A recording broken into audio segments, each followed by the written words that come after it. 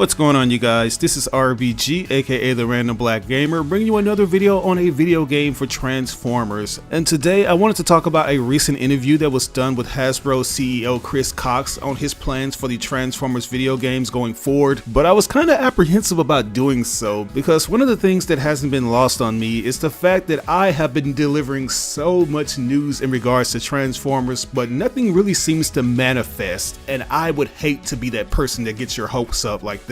I try to meet all of your requests in regards to things that you may have heard on the internet and address them promptly, but even things like the Transformer Cybertron games requests have been getting a bit redundant because I simply don't have a lot to go off of. And if I am going to talk about these things, I would like to hear from the officials themselves as opposed to the usual internet rumors and word of mouth, because although these alleged things could be true, there's a chance that they never do see the light of day, and the officials aren't going to necessarily explain why they never materialized, leaving content creators like me to sit there looking stupid. But today I actually have a good reason to make a video on this, because as I mentioned earlier, the CEO of Hasbro has talked about the current plan he has going forward for Transformers games, particularly the console market of games, because as I mentioned in my previous video addressing a rumor about a big AAA Transformers game being in development, is that it's more than likely going to be a mobile game, and it's simply because that particular market has a low risk, high reward in regards to its profit margin. Cell phones are ubiquitous, everybody and their mother owns one, which ultimately means there's a massive audience there. Compared to console games that cost tens of millions of dollars to develop, mobile games are a lot cheaper to development since they only require small teams and lower overhead, which basically lowers the financial risk of failure. And Chris basically confirms that yes, they are going to continue investing in the mobile games, but he also mentions how their new plan revolves around PC and console games, which is the specific area that we've essentially been famished on for it feels like an eternity now, and we have been eagerly waiting to return to that era of greatness that we witnessed with the Cybertron games, because there's limitless potential there. And based on this interview, Chris Cox seems to agree. I want you guys to hear what he has to say about this. We chose to place our bets in core games focused on PC and console and more traditional business models, because there was kind of like this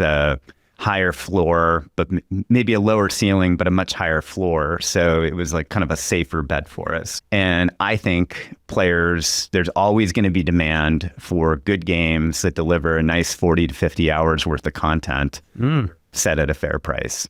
And so that's kind of our focus. So yeah guys, as you hear, with the broad portfolio that Hasbro owns, such as the Transformers, they're choosing to go with the PC and consoles because they realize the potential and they see that it is a safer bet for them, which mind you, it's already a safer bet for them to develop mobile games because they're making so much money on it, and that in return has allowed them to create this safety net and invest some of the money in these bigger titles, because as I mentioned, it costs tens of millions of dollars to develop something on a AAA level, and according to Chris, they have already invested $1 billion in game development. Not only are they working on projects in-house, but they're also working with third-party studios, and the one that everybody's been talking about is Saber Interactive. If you guys have been keeping up with all the news in regards to Transformers video games, then you may remember back in February of last year that it was reported that a new unannounced AAA video game was in development from Hasbro and Saber Interactive, the same team that worked on Warhammer 40k Space Marine 2. And if you know anything about that game, then you know that it pulls no punches. Like, the developers went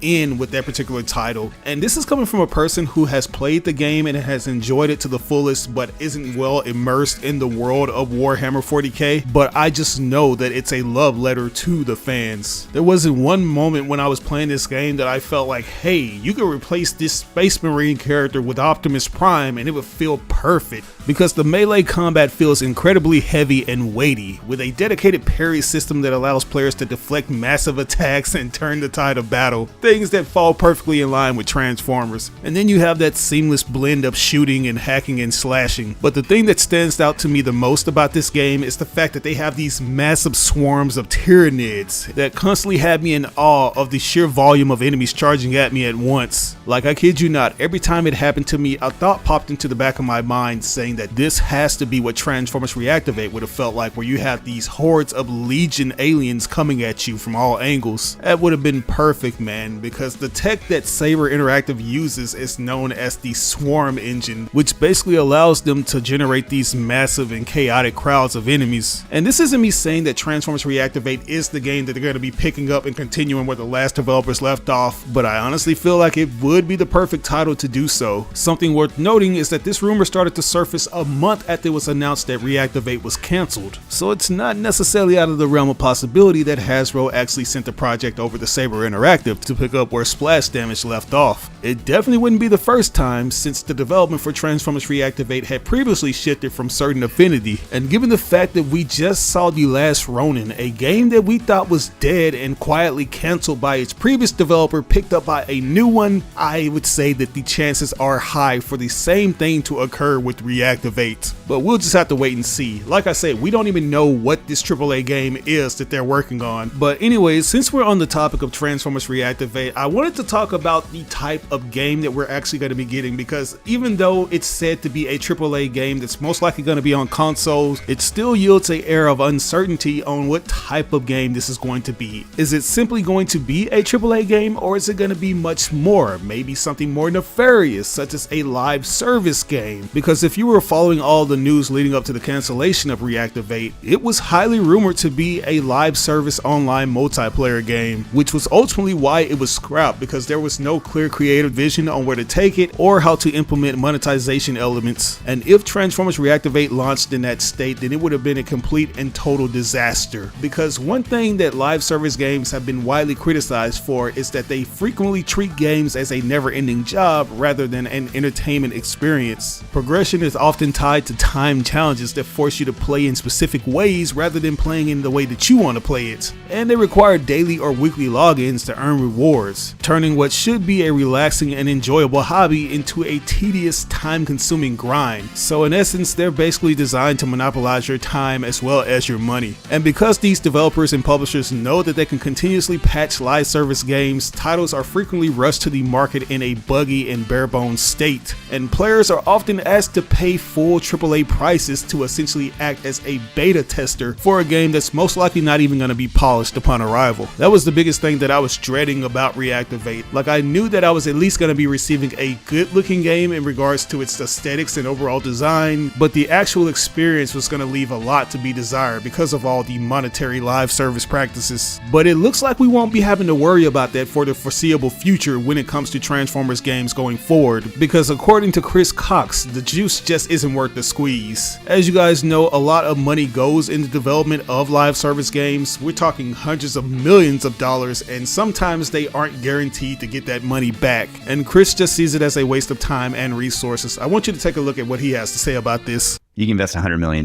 to build a really great mobile game or a really great games as a service, like a shooter or something like that. And the upside is you make billions and millions of dollars.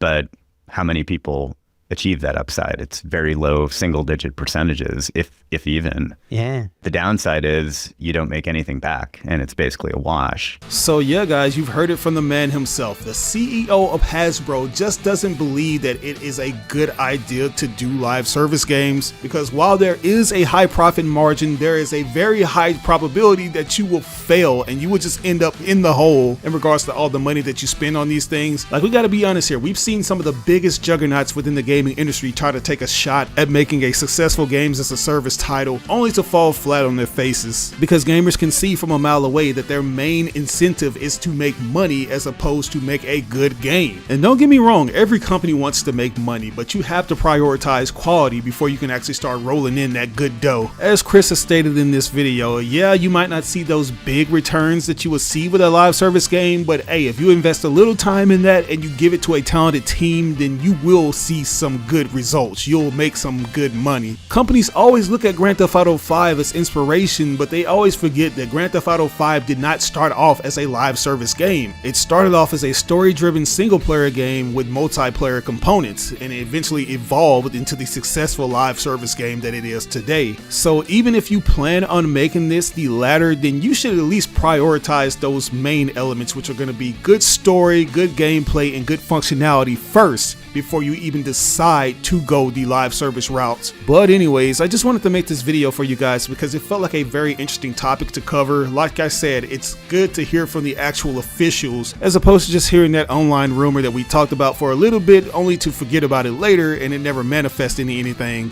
But with all that said, what do you think about this new approach that Hasbro has in regards to making AAA video games? Do you like the idea that we're coming back to consoles? And what do you think about that Saber Interactive game they're working on with Hasbro? Do you feel like that could be a new Transformers title? Let me know in the comment section below. As always, I ask that you like or dislike the video. It doesn't have to be a thumbs up, it can be a thumbs down. But if you really enjoyed this video, it would help me out tremendously if you shared it with all your friends and followers on all the different social media outlets. Sharing is caring. But once again, this is RBG signing out on another video. I will catch you guys later.